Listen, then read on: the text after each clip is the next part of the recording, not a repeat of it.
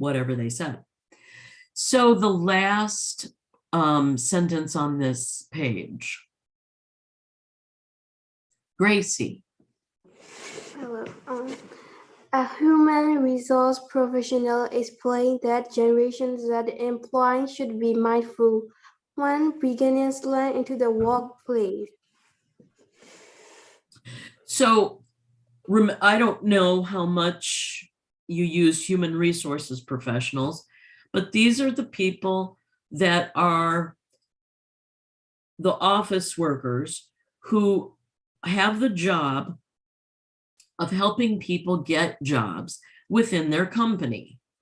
Okay. And they also are the people that you would go to if you had a question or if you had a conflict with someone that you could not resolve. So many of these conflicts are coming up in relationship to communication and words of speech that different associates are using, so that they may end up going to the human resources professionals and saying, I've tried to talk to Nancy Sue and I can't seem to get through that barrier. What do I do? And that is certainly the recourse, that is a reasonable recourse to take if you should have problems with communication. Going to a teacher is another way of getting through to that, communication barrier. Okay, now we're going to go to some of the idioms that we talked about last time. There are going to be a few new ones, but the ones that you brought up last time, you'll notice many of them. Who would like to read the first one here? Slang, are you saying you would like to read this one? Yes, I like to. Okay. Throw a curveball, meaning to surprise someone in an unpleasant way, mislead or lie. Origin: a baseball team fought a pitch that is thrown to follow an unusual track, surprising the batters and confusing them into making a mistake. Example: they threw us a curveball during the presentation. We did not expect them to bring so many participants. Related saying, threw a curve. Have you ever seen a baseball game, or do you know what baseball is? Yes, I know. Okay. So you know that there is a player in the middle who is throwing a ball at a player who has a bat. Well, usually they're throwing a straight ball. There are a number of different kinds of these throws that initiate the play. And usually those are straight. When they throw a curveball, this surprises the player at the base with the bat. And they may be totally caught off guard. And where did that ball go? I swung my bat, but I didn't see where that ball went. Because when the pitcher throws that ball, the way they throw that ball can put a curve on the ball. And although that player who has the bat thinks that it's coming right at them, all of a sudden the ball is over there and they were swinging the bat over here to catch that ball. And so it's a surprise. So when somebody says, hey, you threw me a curveball there, they are not happy. It's a surprise, and it makes them confused and may make them look bad, so that they lose face in front of other people or the boss or a customer. So throwing a curveball is not a good thing. It's unpleasant, it's confusing, and it throws the other person off. Okay, we'll go to the next one. Remember, someone brought this one up. Get your act together. Okay, so who would like to read this one? Sure, can I share? Yes, you may, Jasmine. Get your act together, meaning get organized. Origin, recent phrases late 1900s 1900s. or originated in Good. theater where actors who were nervous or making mistakes were told to get their act together. Right. Example, the new manager was given more to get his act together.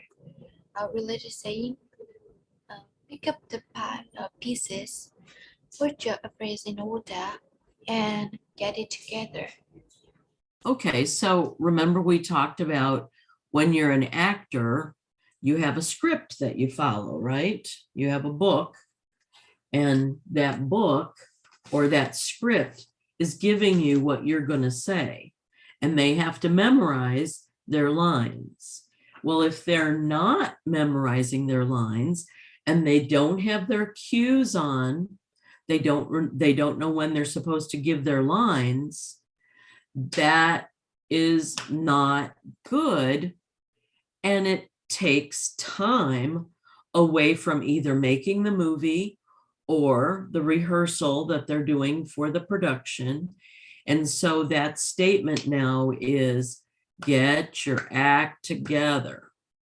So I remember my mom would say that when we were getting ready to leave the house, and I would not be quite ready, and my mom would say, get your act together.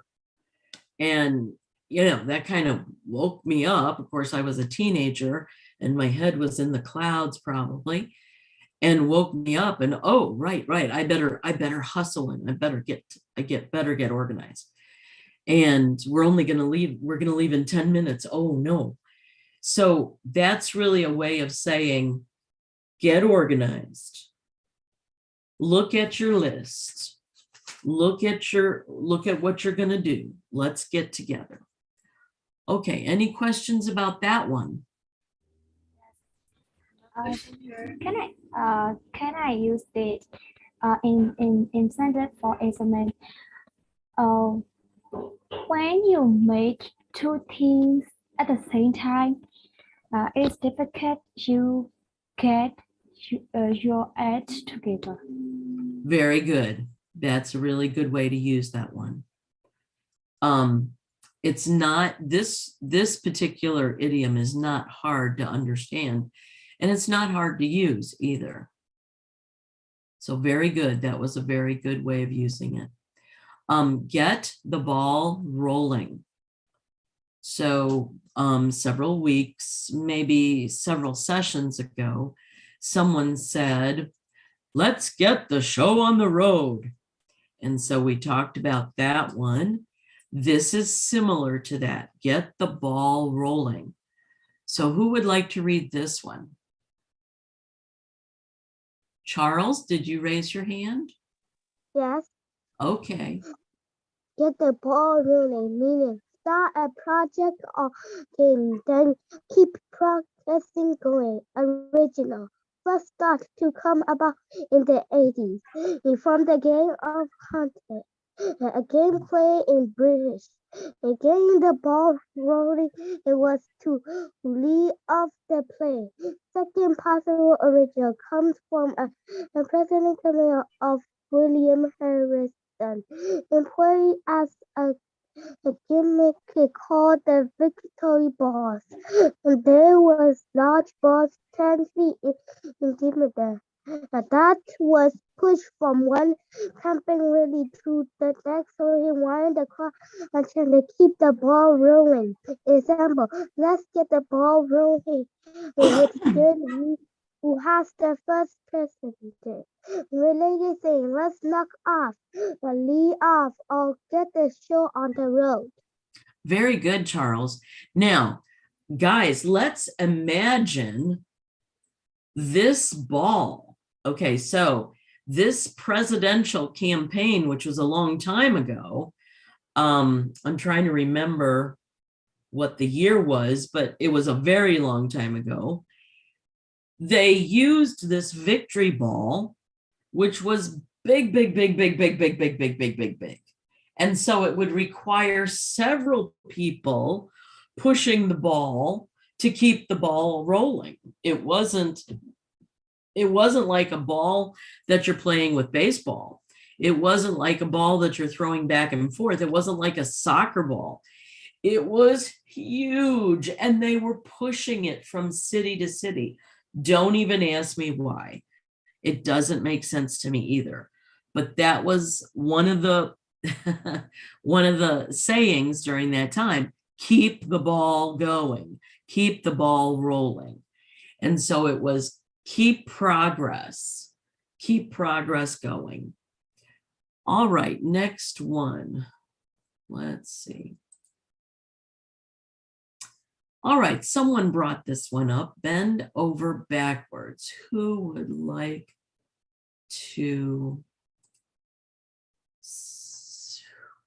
do that one?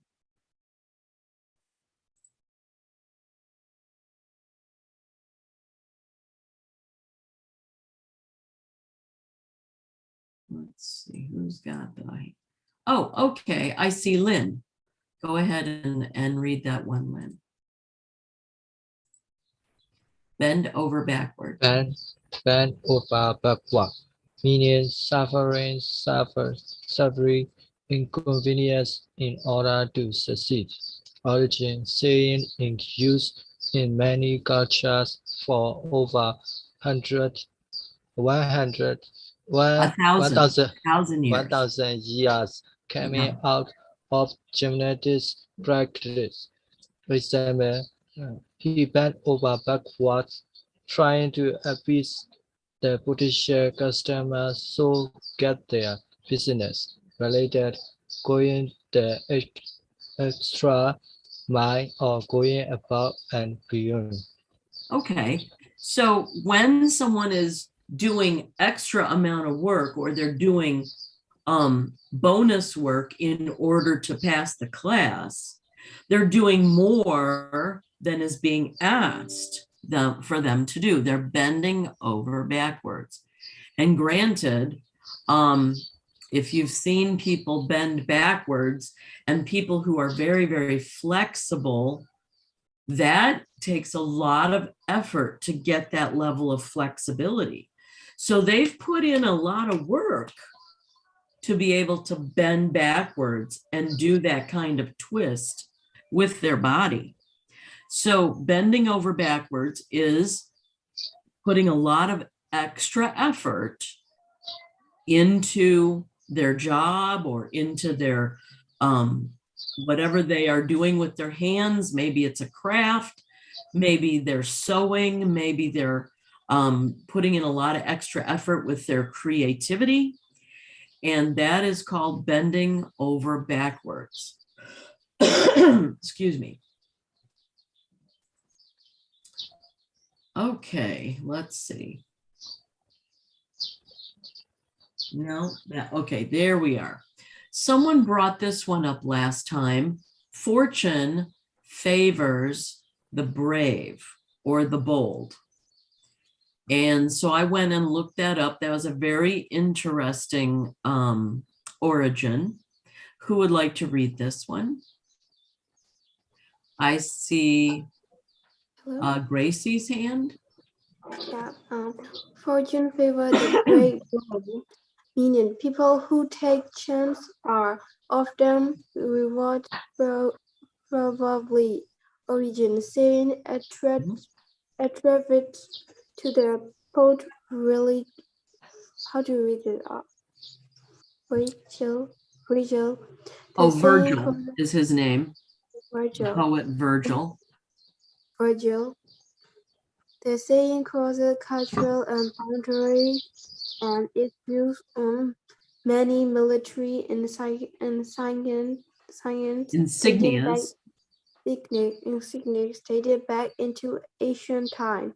Example, I stepped out there, volunteered for that touch project. Fortune favor the brave. Okay. So when I was reading the origin of this particular phrase, the phrase, of course, came from Latin. That's where it originated long time ago, long time ago. We're talking hundreds of years ago. It's also used, like in this, where I said it's used on military insignias.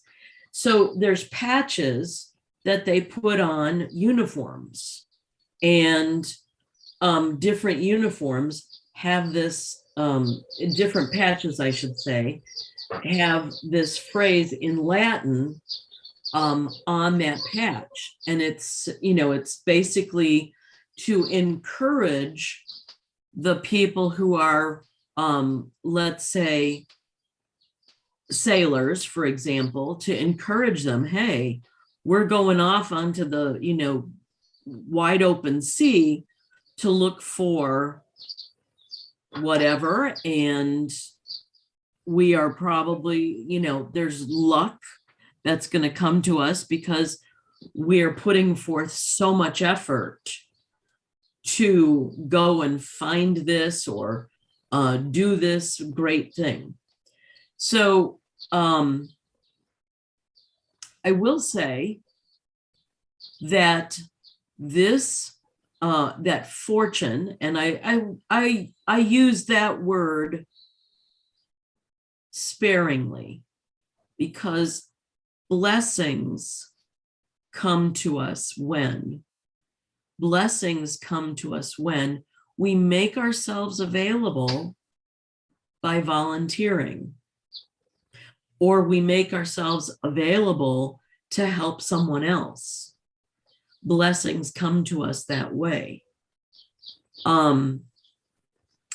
When the Father looks at us and he is giving us blessing, he's giving us blessing many times because our heart is right.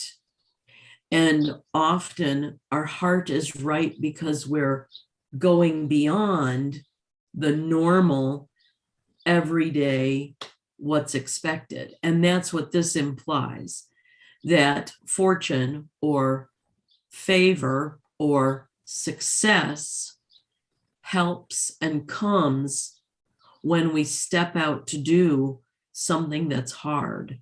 And I have to say that all of you that are coming to these classes and all of you that are taking the effort to take online classes, you are being brave.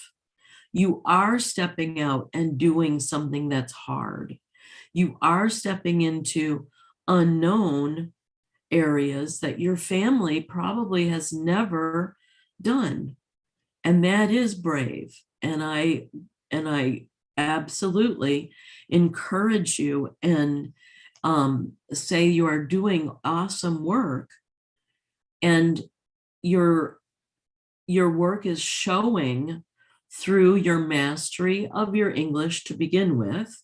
And that's what I can see and hear. So keep on, because these classes, your efforts are going to pay off. They are going to work out. Okay, we have another one here. Who would like to read this one?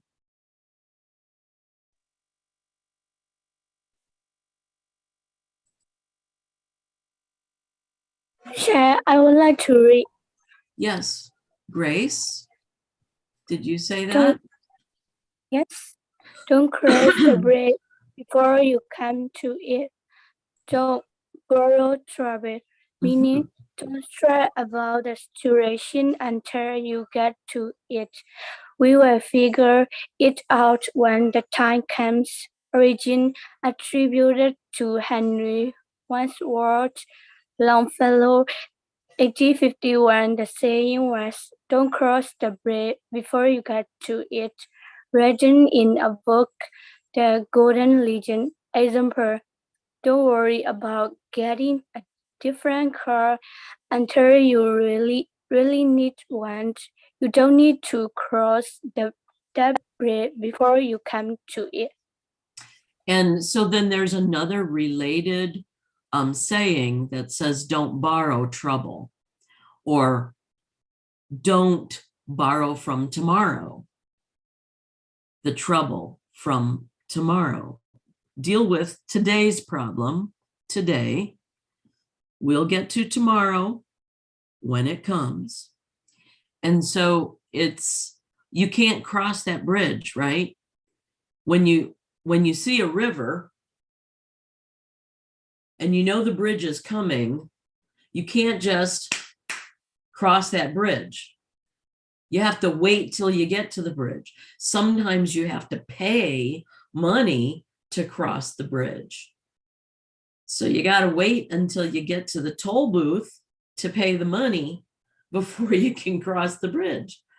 So you can't really borrow that trouble ahead of time. And that's an encouraging phrase. Don't think about or don't stress out about the problems that are coming down the road, because it may be that those troubles disappear before you ever get there. Okay, this is an interesting one. Someone brought this one up last time. Let's see, who would like to read this one?